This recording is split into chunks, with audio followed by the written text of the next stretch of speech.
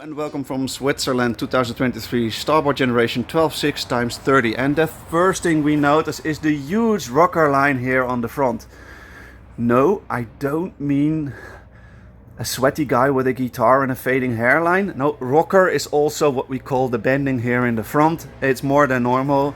We're curious how this board will pedal. All packed in paper, super good. What I notice is that the bungee rope points are very narrow to each other. So just that you know, you can't put a wide bag on it, and also no adjustable bungee here.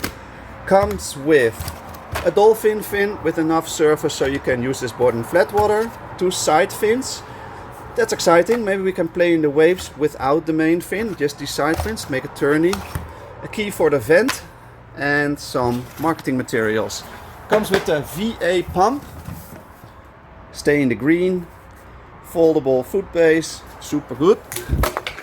Backpack with wheels, there they are, and it's super light, made from plastic bottles, fantastic.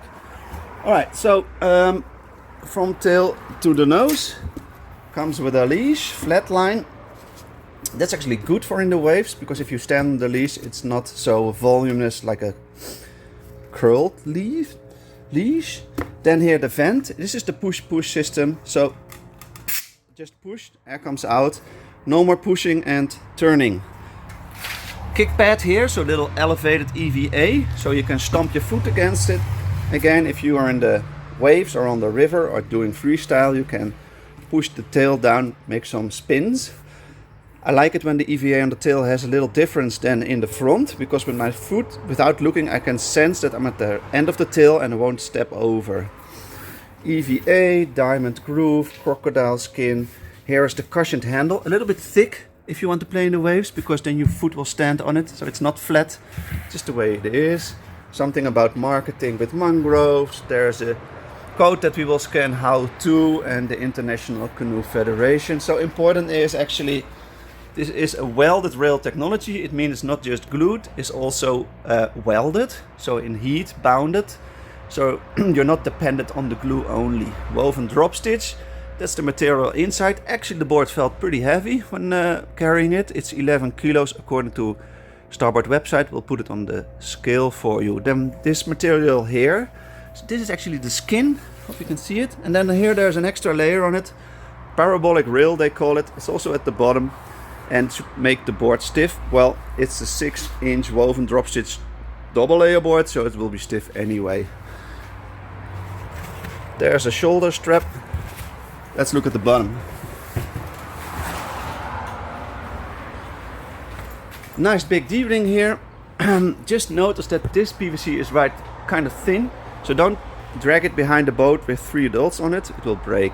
Here again is that extra layer for the parabolic rails that should give stiffness. Coming here at the tail, it's a rubber edge release rail. So just think, water flows underneath the board, hits this 90-degree angle rubber thing, and then releases better. Instead of that, it's just round, which is more sticky. Then Starboard spent the cash, have a new mold for their fin. It has the nice drop, like a drop shape, right? Maybe it's a little bit faster, and the possibility to mount those 2 side fins. So I'm really curious how this thing will pedal. So a little heads up on installing this fin. You need a screwdriver, put the screw above the hole, and then really push hard, because the screw is a little bit too short.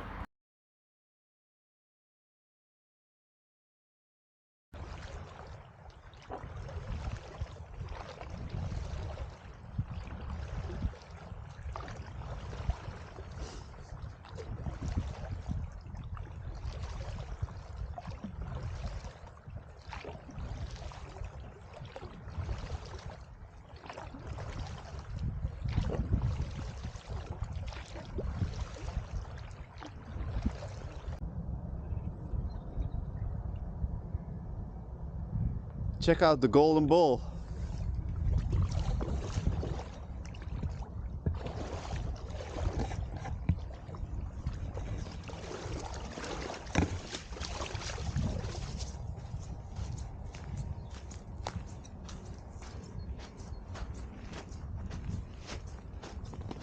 Oh yeah.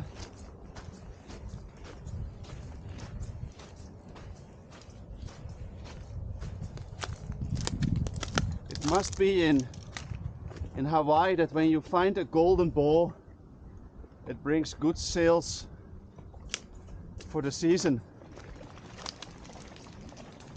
But it's a keeper, this golden ball.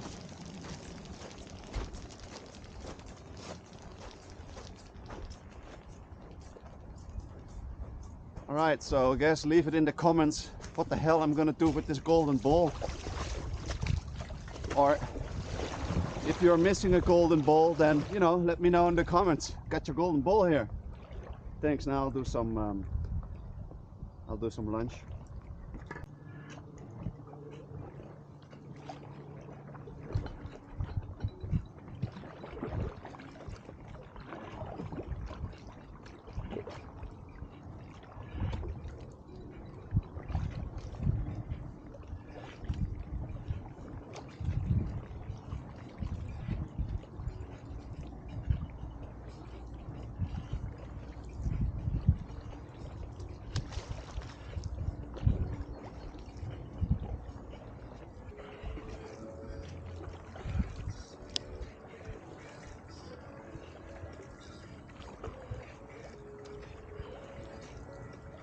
Alright, so welcome to Bushcraft for Dummies. So the plan was to make some soup and have some lunch, and you know, then continue with my review of the Starboard generation here. So I'm having kind of a non-technical day. First of all, advertisement on Facebook or Meta, well, you know, screw that. It was impossible and it gives you headaches. Stick to Google.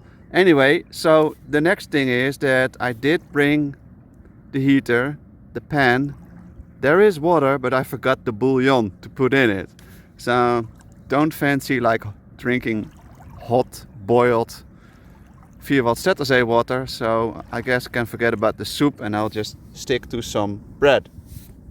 And another thing where I definitely need to improve is that obviously this place is somebody else's toilet and it's my dining room. Toilet. And I guess that's also like a little aspect where I need to improve my bushcraft shizzle. Anyway.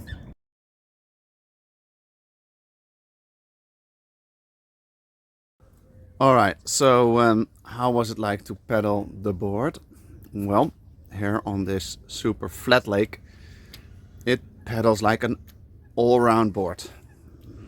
Speed is like 5 to 6 kilometers an hour, which is not particularly fast. I mean, a touring board inflatable on a lake can do at least 9. This thing is not very fast because it has a very short water line. So what's that? Water line is actually the part of the board that touches the water, and the longer that water line is, so the faster it is on flat lakes. This one has the nose pointed up like the Turkish slipper, and probably also like the Chinese slipper that I found here in the water, so I can trash something today. That nose pointing up, that makes that waterline very short. So where would I see this board and how to recommend it? Whoops. So this is definitely a board that you could use where there's a lot of chop, so coastal cruising. Because of the strong rocker line, you could gently glide over the chop instead of piercing it, and also glide down the chop because of the tail rocker line. It would be a little bit more smooth, and it goes pretty good in a straight line pedaling.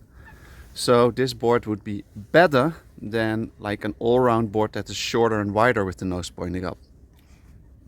So this coastal cruiser also feels very robust. I mean, Starboard makes, you know, top quality, but this one has an extra dimension to it. Maybe it's that parabolic rails.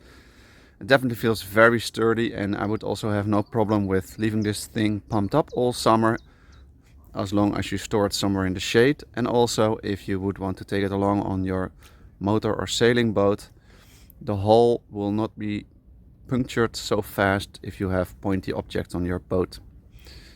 Yeah, that about wraps it up.